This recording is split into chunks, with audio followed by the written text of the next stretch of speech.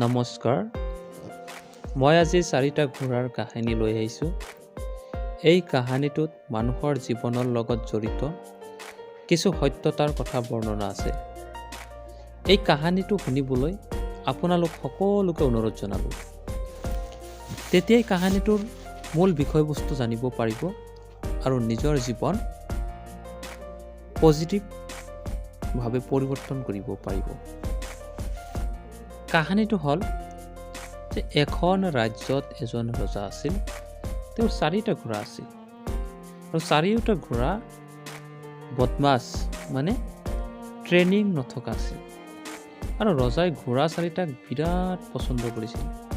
ৰজাই ভাবিলে কোনোবাই তেওঁৰ ঘোঁৰাক ভালকৈ ট্ৰেইনিং কৰাই দিয়ক, যাতে ঘোঁৰাৰ সৌন্দৰ্য আৰু বাঢ়ি যায়।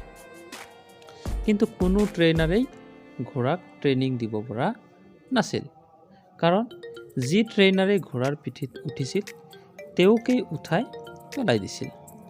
আৰু ৰজাৰ ঘোঁৰাবিলাক ইমান পচন্দৰ আছিল যে কোনোবাই ঘোঁৰাক কষ্ট দি বা মাৰধৰ কৰি ট্ৰেইনিং কৰিব তাৰ বাবে অনুমতিও দিয়া নাছিল, যাৰ বাবে সকলো ট্ৰেইনাৰেই বিফল হৈছিল। তাৰপিছত ৰজাই ৰাজ্যত ঘোষণা কৰি দিলে যে যিজনে বিনা কষ্টৰে ঘোঁৰাক ট্ৰেইনিং কৰি দিব পাৰিব তেওঁক 1 লাখ সোণৰ মোহৰ দিয়া হ'ব।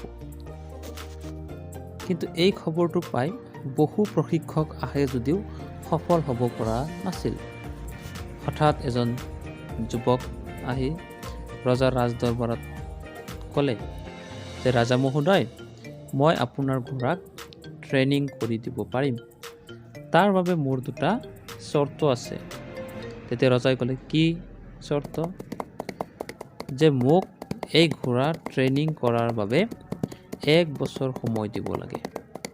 আৰু দ্বিতীয় চৰ্ত হ'ল যে মোক খোৱা থকা মেলাৰ ব্যৱস্থা এই ঘোঁৰাবিলাকৰ লগত কৰি দিব লাগিব। আৰু এই ঘোঁৰাৰ দেখা শুনাৰ দায়িত্বও মোক দিব লাগিব।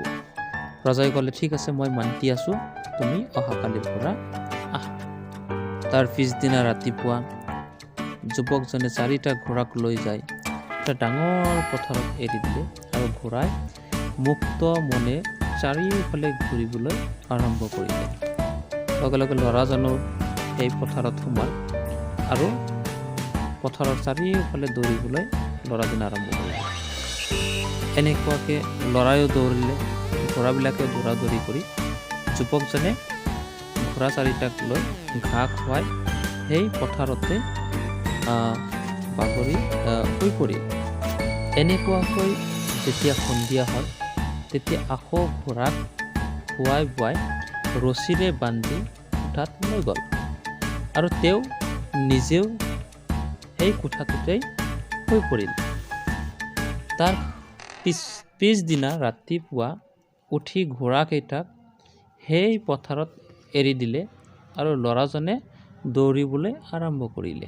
আৰু লগে লগে ঘোঁৰায়ো ল'ৰাৰ পিছে পিছে দৌৰিবলৈ আৰম্ভ কৰিলে। আৰু এনেকুৱাকৈ এইটোৱেই তেওঁলোকৰ প্ৰত্যেক দিনৰ কাম হৈ পৰিল। প্ৰত্যেক দিনা এনেকুৱাকৈ ল'ৰাৰ খোৱা ধোৱা দৌৰা শোৱা এইবিলাক দেখি ঘোঁৰাই ভাবিলে এওঁতো আমাৰ বন্ধু।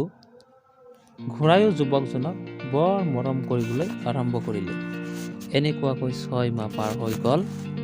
এদিন এখন ৰজাই ঘোঁৰাৰ ট্ৰেইনিং চাবলৈ আহিলে আৰু দেখিলে যে প্ৰশিক্ষকজন অৰ্থাৎ ট্ৰেইনাৰজনে আগে আগে দৌৰি আছে আৰু ঘোঁৰাই পিছে পিছে দৌৰি আছে। এইটো দেখি ৰজাই বৰ আনন্দ পালে। ৰজাই ঘোঁৰাৰ ট্ৰেইনিং চাই গুচি গ'ল আৰু এনেকুৱাকৈ 1 বছৰ পাৰ হৈ গ'ল। লগে লগে ৰজাক জনোৱা হ'ল যে ঘোঁৰাৰ ট্ৰেইনিং হৈ গৈছে। লগে লগে ৰজাই আহি উপস্থিত হ'ল আৰু ৰজাৰ সন্মুখত যুৱকজনে এটা এটাকৈ ঘোঁৰাত বহি সৱাৰি কৰি দেখুৱালে।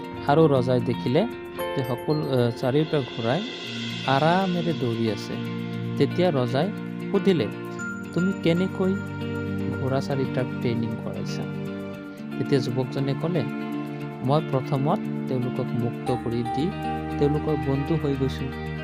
তাৰপিছত মই এওঁলোকৰ সন্মুখত লাহে লাহে দৌৰিবলৈ আৰম্ভ কৰোঁ আৰু মোক দেখি এওঁলোকেও দৌৰিবলৈ আৰম্ভ কৰে। প্ৰথমতে মই ঘোঁৰাবিলাকৰ পিঠিত চিট ৰাখিছিলোঁ, কিন্তু পেলাই দিছিলোঁ। এনেকুৱাকৈ প্ৰত্যেক দিন কৰোঁতে হঠাৎ ঘোঁৰাৰ পিঠিত চিট লৈ ঘোঁৰাই দৌৰিবলৈ আৰম্ভ কৰিলে। তাৰপিছত মই ঘোঁৰাৰ পিঠিত উঠিছিলোঁ যেতিয়া ঘোঁৰা থিয় হৈ আছিল। মই অলপ সময় থাকি আকৌ নামি গৈছিলোঁ। এনেকুৱাকৈ যেতিয়া মোক পিঠিত লোৱা আৰম্ভ কৰিলে, মই তেতিয়া পিঠিত বহি ঘোঁৰাক লৈ দৌৰিবলৈ আৰম্ভ কৰিলোঁ। লাহে লাহে অভ্যাস হৈ গৈছে। এতিয়া ফলাফল আপোনাৰ সন্মুখত। এই কথাখিনি শুনি ৰজাই খুব আনন্দিত হ'ল আৰু ৰজাই যুৱকজনক সোণৰ মুকুট দি দিলে আৰু যুৱকজনক ঘোঁৰা দেখা শুনা কৰাৰ বাবে একেবাৰে ৰাখি দিলে। এই কাহিনীৰ দ্বাৰা আমি এইটোৱে শিকিব পাৰোঁ যে মানুহৰ মাজতো এই 4টা ট্ৰেইনিং নথকা ঘোঁৰা আছে, যাৰ নাম হ'ল চিন্তা, ক্ৰোধ, অহংকাৰ আৰু লোভ। কাহিনীৰ ট্ৰেইনাৰজন হ'ল আপোনাৰ বুদ্ধি বা আপুনি। আপোনাৰ বুদ্ধিৰে এই 4টা উদন্ত ঘোঁৰাক ট্ৰেইন বা প্ৰশিক্ষণ কৰিব লাগে, যাতে এই 4টা আপোনাৰ কণ্ট্ৰলত থাকে। আৰু ইয়াৰ বাবে আপোনাৰ এই 4টাৰ লগত বন্ধুত্ব কৰিব লাগিব। এই 4টাৰ কাৰ্যপ্ৰণালী চাই ইয়াক নাকি লগাব লাগিব। আৰু এইটো লাহে লাহে সম্ভৱ, একেবাৰে কণ্ট্ৰল কৰিব পৰা নাযায়। যেনে 1 নম্বৰত চিন্তা, যে কেৱল চিন্তা কৰিলে সমস্যাৰ সমাধান কেতিয়াও নহয়, যে পজিটিভ চিন্তাৰে সমস্যাৰ সমাধানবিলাক কৰিব লাগিব। 2 নম্বৰত ক্ৰোধ, যে ক্ৰোধ কৰিলে আনৰ ক্ষতি হওক বা নহওক, কিন্তু নিজৰ ক্ষতি হ'বই। খং উঠে, কিন্তু ক'ত কিমান খং কৰিব লাগে আৰু কেনেকৈ কণ্ট্ৰল কৰিব লাগে সেইটো নিজৰ বুদ্ধিৰে কৰিব লাগিব। 3 নম্বৰত অহংকাৰ, যে এইটো কাম মই কৰিব পাৰিম, এইটো গৰ্ব বোলা হয়। কিন্তু এই কামটো কেৱল ময়েই কৰিব পাৰিম, এইটো অহংকাৰ বোলা হয়। আমি গৰ্ব কৰিব লাগে, কিন্তু অহংকাৰ নহয়। এইটো বুদ্ধিৰ দ্বাৰা সম্ভৱ। লোভ, যে লোভ জ্ঞানৰ হ'লেতো ভাল কথা, কিন্তু অজ্ঞানতাৰ হ'লে বেয়া কথা। সৎ ৰাস্তাত লোভ কৰি ইনকাম কৰা ভাল কথা, কিন্তু লোভত সোনকালে পইচা ইনকাম কৰা বেয়া কথা। এইটো আমাৰ মনৰ 4 নম্বৰ ঘোঁৰাক বুজাব লাগিব। কাহিনীটো শুনাৰ বাবে আপোনালোক সকলোকে অশেষ অশেষ ধন্যবাদ।